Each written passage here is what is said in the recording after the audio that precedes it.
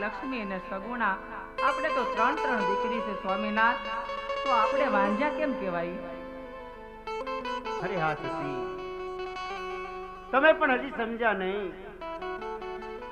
જો દીકરી છે એ તો પારકા ઘરની આશ કહેવાય સતી.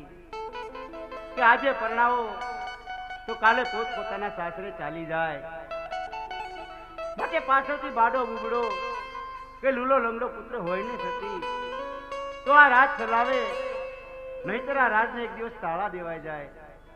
માટે મારે શિવના શરણે જવું છે, તો મને જવાની રજા આપો. સત્ય વાત છે મારો નાથ.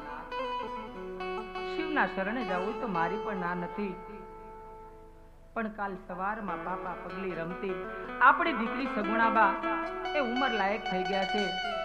એના હાથ પીળા કરાવી, રૂડા માંડવડા રોપાવો, લગ્ન ગીતો ગવડાવો, બેનબા સગુણાને સાસરે વળાવી તમે રાજી ખુશીથી તપ કરવા જજો.